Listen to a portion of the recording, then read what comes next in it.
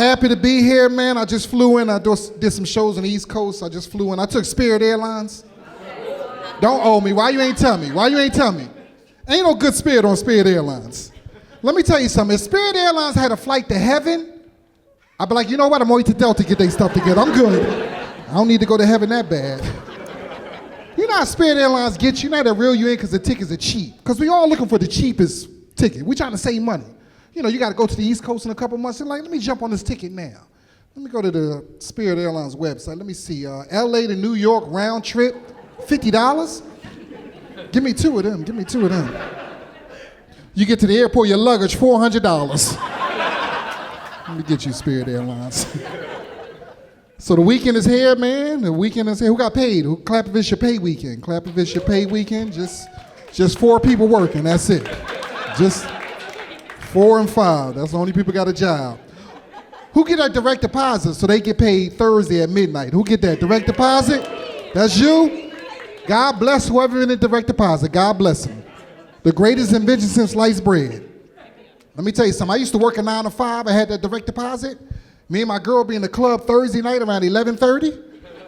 I'm like, baby, in about 30 minutes, we about to ball out. Just be patient. Just be patient. Wait till that clock hit 12:01. Wait till that $300 hit my account. We're going to get a bottle. A bottle of water, that's what we're going to get.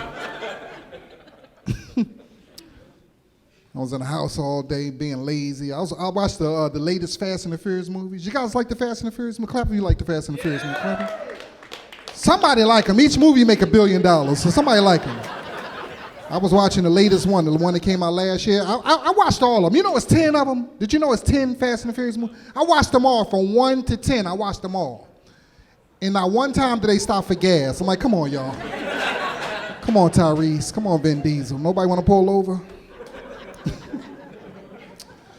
I was in Burbank today eating lunch, man. I went to Five Guys. You guys like Five Guys? You guys like Five Guys? Yo, I ordered a cheeseburger, French fries, and a Coca-Cola. Cashier was like $67.32. I'm like, Jesus Christ, what's in the fries? Cocaine? You know, I don't need 5 guys. Let me get 2 guys. Send them other 3 guys home. Let me just, matter of fact, me and 1 guy, me and Hector, I come back there and cook it with him. One time I ordered 5 guys on DoorDash. Lord have mercy. I'd have been better off buying a Rolls Royce. I don't know, man. You ever give like a family member or like a good friend some advice, like a close friend, you give them some heartfelt advice, but at the end of your giving them advice, you end it with, I don't know. Just in case they mess the advice up, give yourself some wiggle room. My cousin called me up with some of it. He's like, hey, Jamal, I got this car, man. I need some new brakes on this car. I talked to this mechanic. Mechanic said he's going to buy the brakes and put the brakes on. He's going to do it all for $250. Flat rate, $250. You think that's a good deal, cousin? I said, what model is that car? That's like a 2002 car. That's an older model car. You know, you can go to Pep Boys, you could just buy the brakes yourself. You know, you can go to YouTube. They got YouTube videos, show you step by step how to put the brakes on yourself. You can do it all yourself and save a lot of money, cousin. But I don't know, because you dumb. Real talk, right? I was coming up here today listening to Michael Jackson. You guys like Michael Jackson? You guys like him?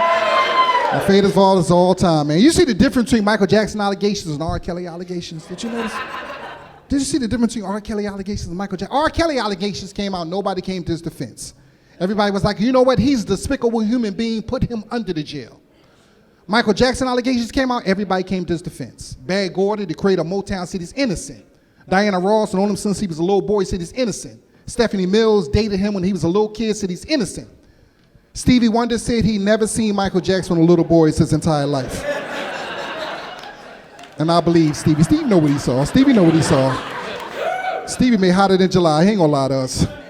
So I'm at a little bit about myself. I was born and raised in the Richard Island Projects in North Philadelphia. Yeah, I'm from a rough neighborhood. Neighborhood so bad the mailman wear his regular clothes. So the mailman got on Jordans and Timbs. Even though I'm from a rough neighborhood, I'm not a thug. I can't fight at all. I live in Sherman Oaks now. I'm about that quiet Sherman Oaks life. That's what I'm about now. This one comedian don't like me, man. You ever have somebody don't like you and they text you and they all aggressive in the text? don't know. Let me read to y'all. I don't know what I did to this dude. Let me read to y'all. Here it go right here. Jamal, I don't like you. I want to fight you. Where you want to meet at so we can fight? I text him right back. I say, meet me at the police station. I'll be in the parking lot waiting for you with the lieutenant. You put your hands on me, you're going to jail. That's all I'm saying. Because I don't fight, I press charges. That's what I do. I'm the type of dude get to the courtroom an hour early, just snitch on you. In my church clothes, I don't mess around. I'm at that point in my life. Tell me if you guys are at this point in your life. I'm at that point in my life, I don't bite my tongue no more. I say what's on my mind. Clap if you're at that point in your life. Remember you was younger, you was more politically correct, you cared about people's feelings. Let me tell you something, I don't care about nobody's feelings. You come at me incorrect, I'm gonna come at you incorrect. I had a doctor's appointment last week, man. I walked into the doctor's office. It's real busy in there. It's a receptionist. She's in the mid-20s. She's checking everybody in for their appointment. And everybody been to the doctor's office. When they check you in for your appointment, they ask you two basic, simple questions. What's your name? Jamal Doman, D-O-M-A-N. What's your birthday? 9/3/72. 9/3/72. You know, this little girl looked up at me. She was like, is that 1972?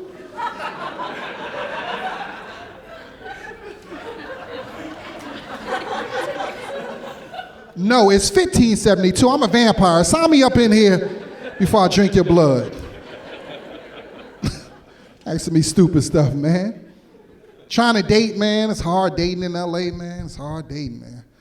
I was dating this one girl, man. I'm having relationship issues. Can I open up to y'all? We family? On the count of three, say we family. 1, 2, 3. Yeah, I caught my girlfriend cheating on me. Everybody say, aw. Yeah, I had to call her husband and tell on her. She thought I wasn't gonna snitch on her, but I snitched on her. I date my age now. I used to try to date the young girls. I don't make that mistake no more. I date 40 and up now. If you under 40, leave me alone. These young girls today got their priorities mixed up. These young girls today, they can roll a blunt, but they can't season no chicken. You don't get in my kitchen messing with my pots and pans. These young girls today, they can figure out the password to your cell phone, but they can't figure out a recipe on page 18. All I'm saying is I can't mess around with no girl who never had a landline phone. That's all I'm saying. I'm a grown man. I can't mess around with no girl who never did the star 69. That's all I'm saying. I'm a grown man. I can't mess around with no girl who never did the emergency breakthrough. That's all I'm saying. I can't date no girl who never printed out the MapQuest directions. That's all I'm saying. I'm a grown man. I can't date no, I don't know, some of y'all, my generation gonna get this. Young people, I don't know if y'all, I can't date no girl who don't owe Columbia House Music $100 to this day. Look, only people my age got that. They don't even know what Columbia House Music is. You don't know what Columbia House Music is? Columbia House Music was the biggest, tell them, y'all know what was the biggest racket in history. And yeah, they sold you CDs. You got 20 CDs for a penny, right? But that 21st CD was like $75. I don't like Ice Cube that much. I don't like his new album that much. It's hard dating, man. I was in a toxic relationship. You ever clap if you was ever been in a toxic relationship?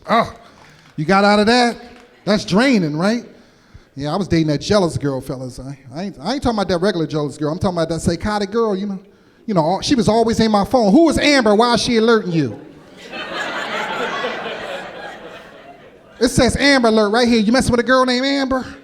You so good she gotta alert you? Give me my phone. That's a missing kid. What is wrong with you? Some of y'all was slow on that punchline. I can tell who went to public school. I can tell who went to private school. Any waist trainers in the house? Waist trainers? Any little waist trainers check? Put your fingers up. I'm just checking. You know, fellas, you know what I'm saying? The body, women are fooling us. You know what I'm talking about. The waist trainers, the body shapers. Women, we be in the club, we don't know what y'all look like in real life. You know, women put them body shapers on, make their body look like a Coca-Cola bottle. You get them home, take it off, body look like a 2-liter Pepsi bottle. I'm gonna chop you in your throat. I was dating this one girl, man. I tried to break up with her, man. She wouldn't go nowhere. You ever try to break up with somebody, they just won't leave you alone? For months, I tried to break up with this guy. I'm like, how am I gonna break up with her? I couldn't get rid of her.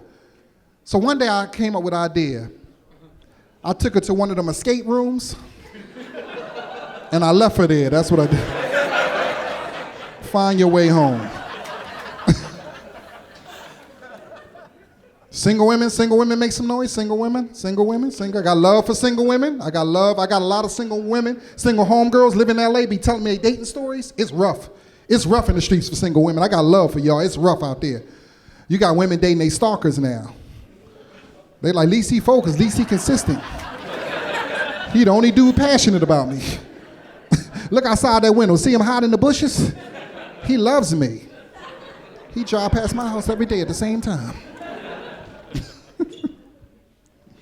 It's hard dating, man. I was dating this one girl, man. It's expensive dating. Y'all agree? It's expensive. I was dating this one girl. She said if date her, I got to take her to expensive places. There used to be a time you could take a girl to Cheesecake Factory. She told me the Cheesecake Factory is beneath her. If I want to date her, court her, I got to take her to somewhere expensive. So I took her to Ralph's. You better take this EBT card, get them eggs. You ever have some racist happen to you like a long time ago, and you think about it now, like the story, you can kind of laugh at it. It was racist, but you can kind of find the humor in it now, years later. True story. 15 years ago, I had a gig up in San Jose, California. Some of y'all may not know, San Jose is a 4-hour ride up north. So I'm driving up north to do this gig. My friend, the comedian, he's another comedian, he's on the gig with me. He's half white, half black. His mother's white, his father's black. He's one of Barack Obama type of dudes. So we driving up north to do this gig. As we driving up there, he tells me that his aunt, his mother's sister, remember his mother's white, lives in the area that we're doing the gig at, and she's inviting us over for dinner. So before we do the casino gig, we're gonna stop at his aunt's house and eat dinner. I'm like, cool, I'm from the projects. I don't turn down no free meals. So we get to his aunt's house, introduce him to his aunt, lovely woman. She's married, introduce him to her husband. Beautiful, older, retired white couple living in Northern California. Now we're in the kitchen. It's time for the main course. She brings out the main course. She cooked pork chops for the main course. I don't eat pork. So I politely told her I don't eat pork. I said, but that's fine, don't worry about it, because she had like corn and mashed greens. She had sides. I said, I'll just eat the sides. Before I know it, the husband puts on his jacket and rushes out the house. He did it so fast, I didn't even know he left. So I'm in the kitchen talking to my friend, talking to his aunt.